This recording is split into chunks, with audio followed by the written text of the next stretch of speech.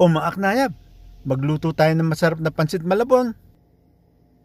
Eto ulit si Lolo Groovy, hindi tayo gagawa ng sasakyan, malamig na ngayon ng panahon, hindi rin tayo gagawa ng garden o DIY.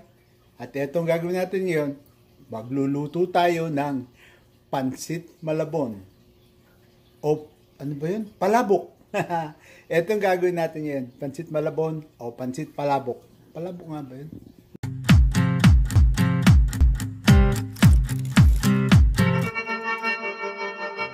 So, umpisa na natin sa mga rekado. Ito na, nagpapakulo na ako ng itlog. At yan ay gagawin natin sa huli. Ito yung ating noodles. Ayos na yan. Maluto na yan, napakuluan na. At ito ang ating mga rekado. Ito yung chicharon. Ito yung daon ng sibuyas. Bawang. Sibuyas. Paminta. Patis. Ay, naku. Dali, yop ko lang itlog. Patis, mantika. Nasaan na ba ako? Oh, ito yung ating atsuete powder, garlic powder. Natapos na ako dyan sa sibuyas, alam ko. At yung giniling natin, iaado natin yan, igigisa natin. Huwag natin kakalimutan yung ating lemon. Lemon ang gagamitin ko, wala akong lime, wala akong kalamansi, so lemon, pampaasim. At ito na yung ating mantika. Medyo marami-raming mantika ang kailangan nitong pansit malabon. Dahil sa wala itong sabaw at tuyo. Pero mantika ang magpapabigay sa kanya ng pinaka-sauce niya. Ilagay na natin ng bawang. Yan. Gigisa natin ang bawang. At maya-maya lang, ilagay na rin ang sibuyas. Yan, medyo maamoy-amoy na ng konti. Ilagay na natin ang ating sibuyas.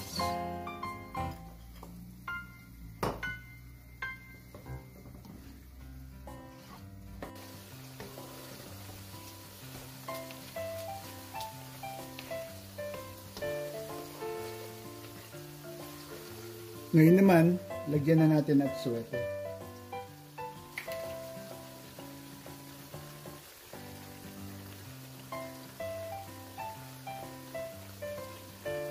Lutuin lang maigi at swete para mas masarap ang lasa niya. Yan. Prito lang natin at hintay lang natin maluto na gusto. At ito na, lagyan natin ng dahon ng sibuyas. Yung iba ilalagay natin pag inadorno natin o sa ibabaw pang dekorasyon. Yan, magtitira tayo ng konti.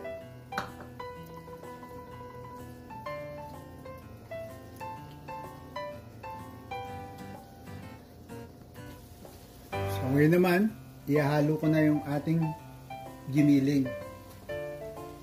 Ay, sobra. Sorry.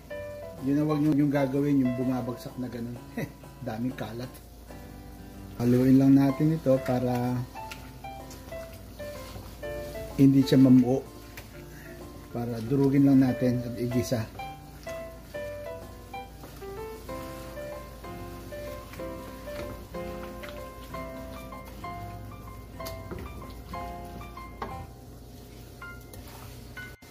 At habang ginigisa natin ang giniling, pipigayin na natin ang ating lemon.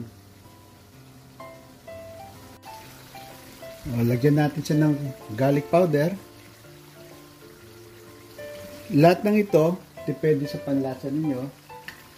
Dahil alam niyo na, pagluluto ng palabok, kadalasan yan, iba-ibang nagluluto, iba-iba rin ang lasa. So, depende sa gusto nyo ang lasa, depende sa gusto nyo. At ito, lalagyan ko siya ng konting paminta. Sinigurado ko lang paminta, baka mamaya iba na ilagay ko. Okay, so ayan, paminta. Konti lang din. Tama-tama lang. So, haluhuluin lang natin. Ayan, medyo maganda na. Halos luto na siya.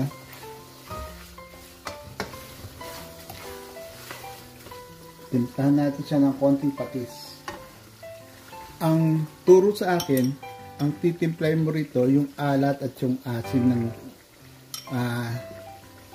ng lemon o ng lime o ng kalamansi. So, lagyan ko lang siya ng konting patis. Ayan. At ngayon naman, dadagdagan ko siya ng konting paasim ng ating lemon. Ayan. Lagyan natin yung mga hindi ko alam. Ang kutsarita ba yan? Isa lagyan natin ng lemon.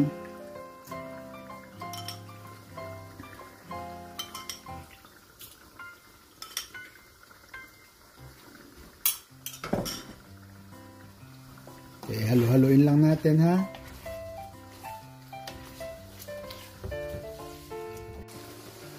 At ngayon naman, lalagyan natin siya ng konting tubig.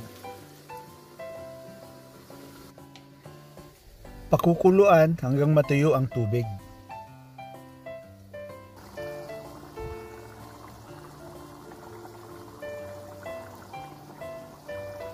Pag natuyo na ang tubig, ilagay sa isang lalagyan at isang tabi natin.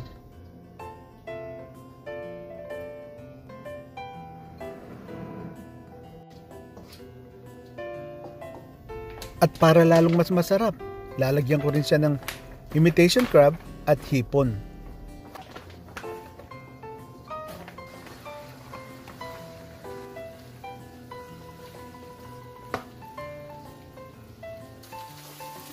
At yung hipon, hindi ko na naipakita, pero ginisa ko rin sa mantika ng ating palabok o pansit malabon. At mamaya ihahalo ko na to sa ibabaw.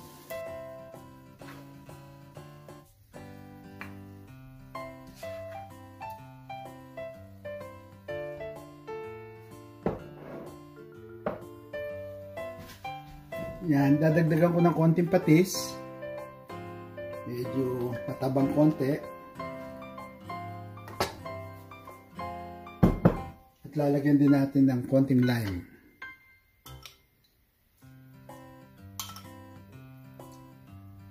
So, ganun pala ang technique niyan. Unti-unti ang halo para makuha mo yung lasa. O, halo uli. At ngayon naman, ilagay natin ang dinurog na chicharon.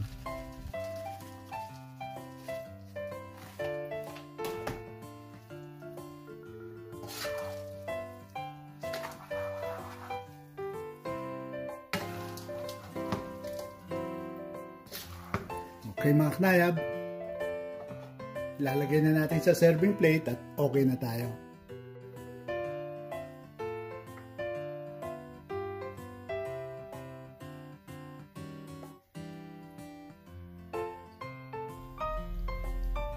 Ilagay na natin ng mga ricado, lagay na natin ang hipon sa ibabaw, at dagdagan din natin siya ng itlog, yung ating itlog na nilaga. Simple lang gawin mga knayab, subukan nyo rin, at baka sakaling magustuhan nyo. O ayan, dito na nagtatapos ang ating video, at kung di pa kayo nakasubscribe, palambing naman dyan, pasubscribe, at pindutin nyo na rin yung notification bell para lagi kayong updated sa aking mga bagong video. Okay, have a good one!